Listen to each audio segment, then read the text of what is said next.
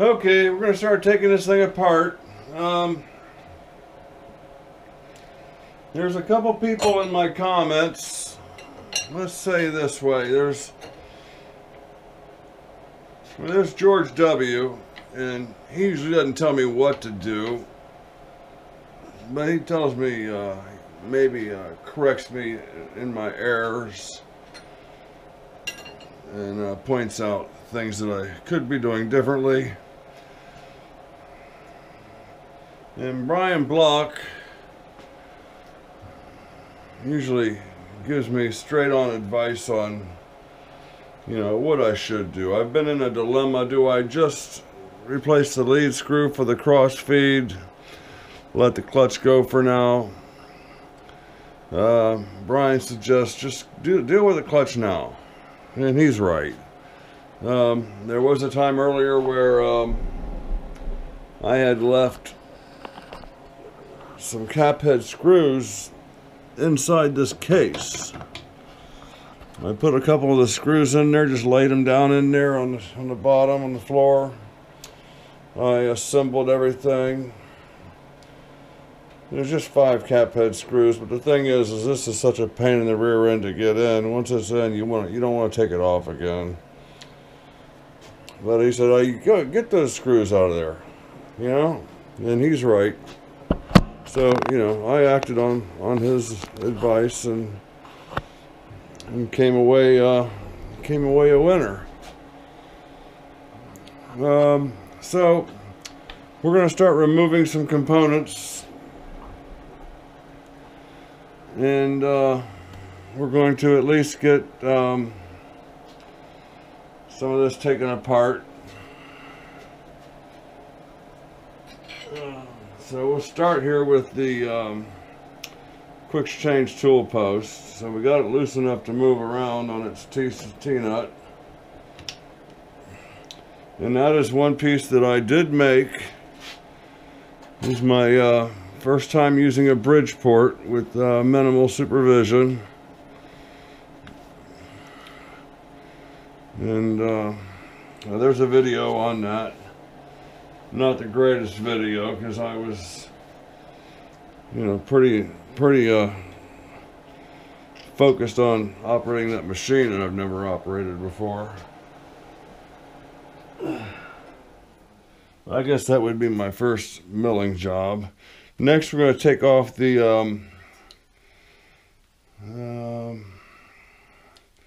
I guess that's the compound.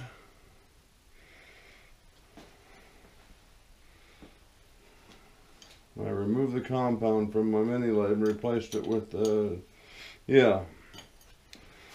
So that's for cutting tapers, bevels, angles. So there's 2 nuts here that hold this down. I'm not gonna probably have the proper name for every item here, but now before I started on the cross slide screw, A-Bomb 79 did a video where I think he was doing it for somebody else, where he joined a shaft and a screw together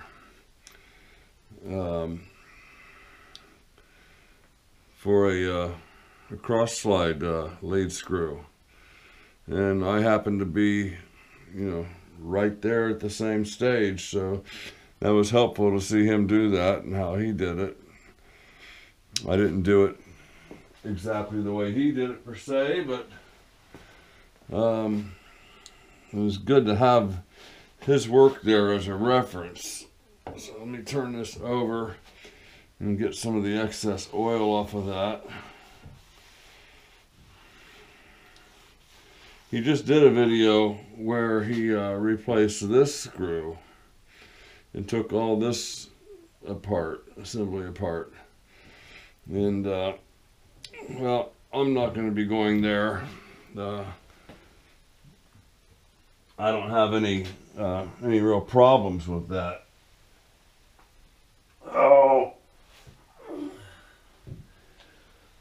When you get older, it gets harder and harder to bend over. So we'll pull these screws out of here.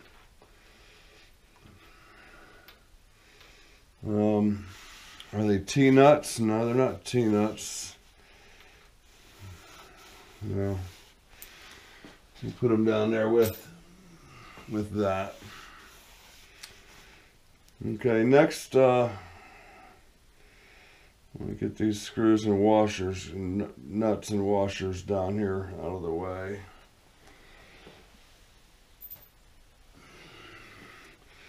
And this is the cover. This holds the nut in place. Are we ready to take that off yet?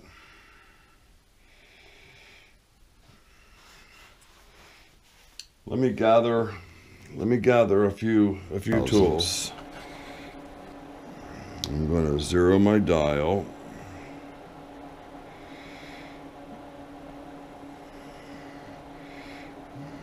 Now we'll turn this until we see the needle move. There's 35. There's 60. There's 85. There's 110. Oh, there we go. So that's 150 plus 2, so 140, 148 thousandths run out on that. 148 thousandths. Wow.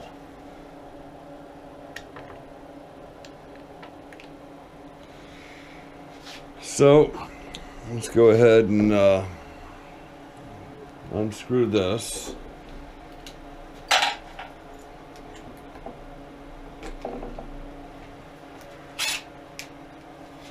We'll start taking this nut off here.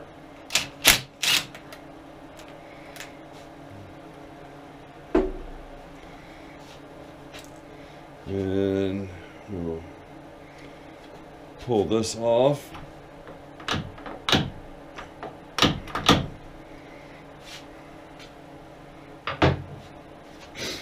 Okay.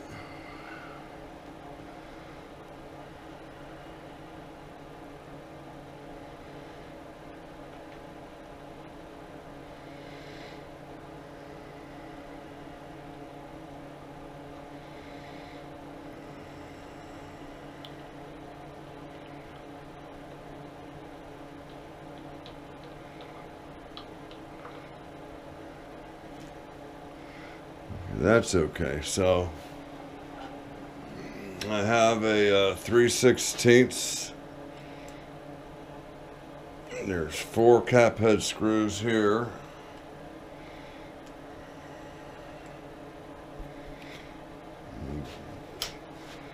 Crank them off or get them knocked loose.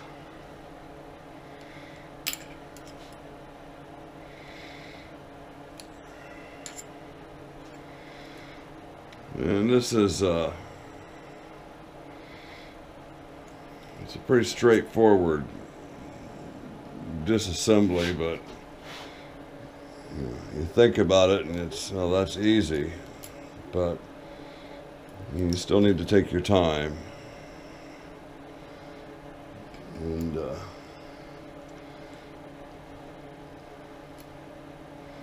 do the work. These wobbler Allen wrenches are a lifesaver. Okay, so I should be able to unscrew the nut now. I guess I should have left the crank handle on there. So maybe I'll stick that back on there for this process.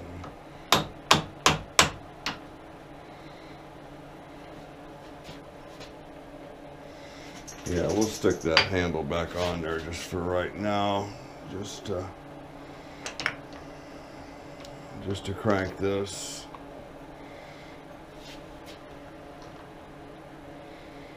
Get that keyway lined up.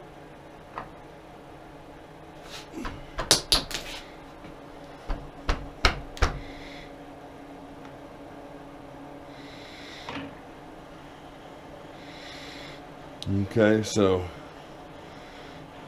here comes the cross-feed lead screw. It is.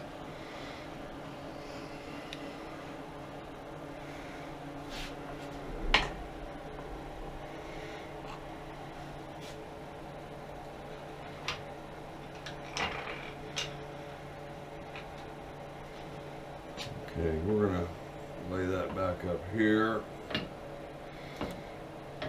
And we're going to disassemble that, so okay,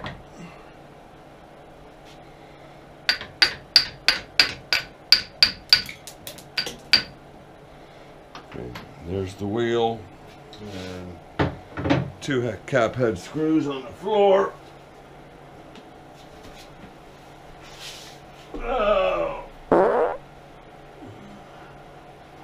Hard to get down there on the floor. I'm going to go ahead and put these cap head screws in their home, and I'll know where to find them when I need them next. So once again, we're disassembling the compound, dual post compound cross slide.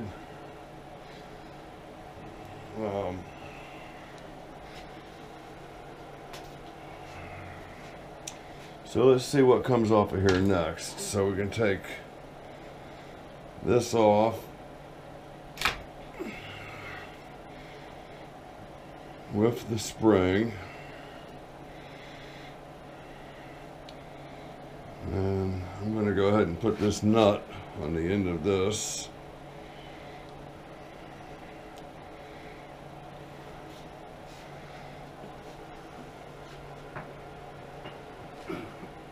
Now, this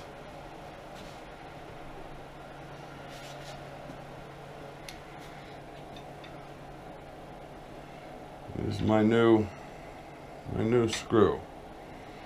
So we got the nut on there, and we're going to tap that down.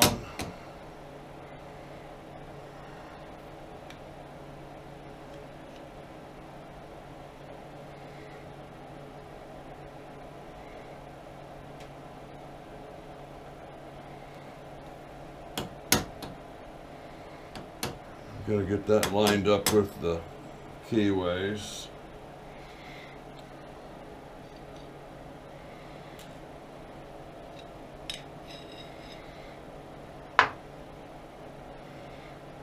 Tell you what, we're going to put the nut on the new cross slide lead screw.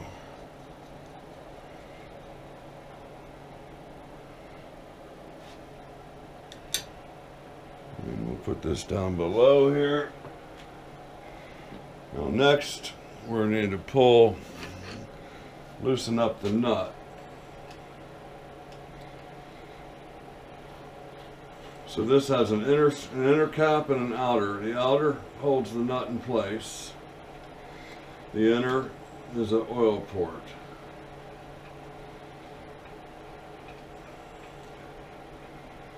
Okay, I think that's released. Yeah. So that's what holds the nut in place, and then this unscrews, and you're allowed to oil. Allows you to oil your nut.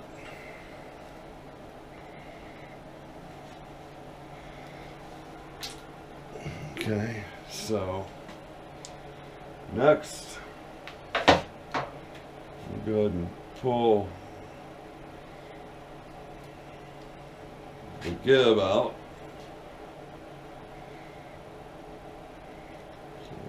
Give screw.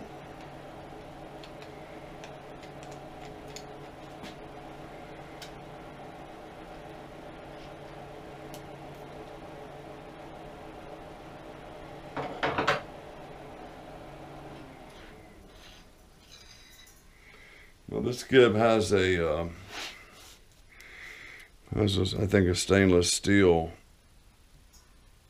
guide slide on it. Otherwise, it's cast iron.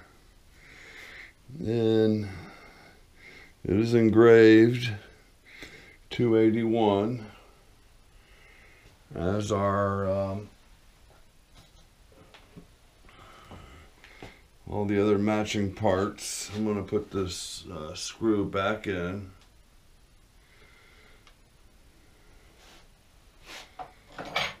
I think. I got a couple new subscribers I want to recognize. Okay, that's good enough where I'm not going to be lost. Well, I'll probably be lost, but that won't be. So this should just slide right off. Now I could be taking this plate off the back, it's this cover, but I can remove this all in one piece.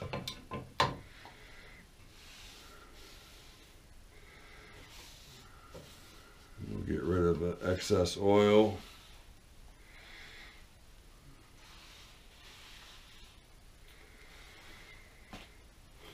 Okay, there's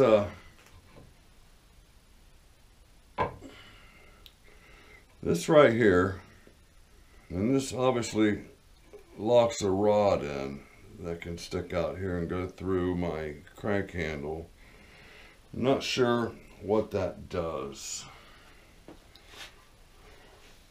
I guess I just need to get into manuals. So here comes my my nut. This is the original nut. It is stamped 281. As I mentioned, many of the components of this machine are all serialized. Okay, let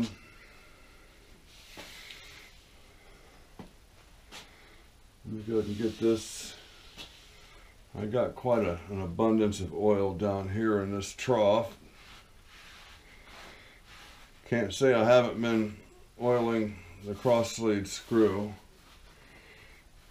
Now, when I first got this machine, I took this apart and I was cleaning out all the oil ports, oil ways, and I came to these two. Maybe it was the two underneath here, but they were a little plugged up.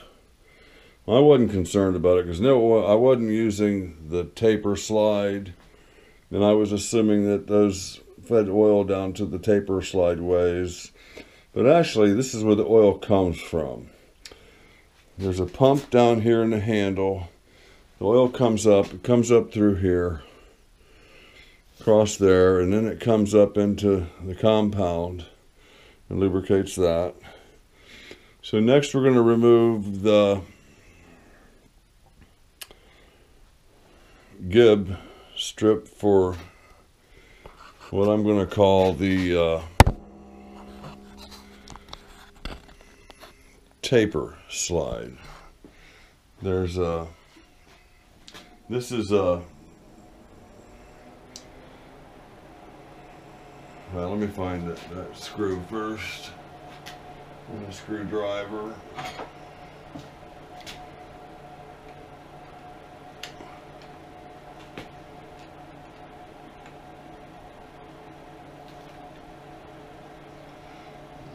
I got that thing pretty much cranked down because I never intend on it moving.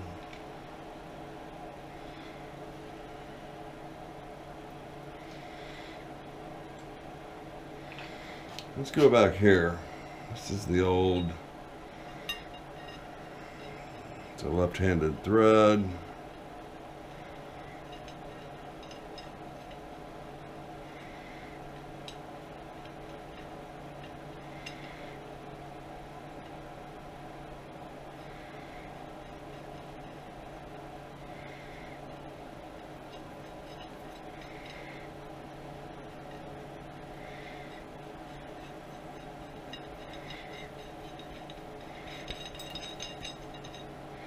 Oh, there's a key. I'm gonna need this key. And this key. I borrowed one of these keys from the mini lathe, so I would have a key to send to Steve Lang. Tell you what, that's not coming off easily. I'll let it ride for a minute. This is old. This is new.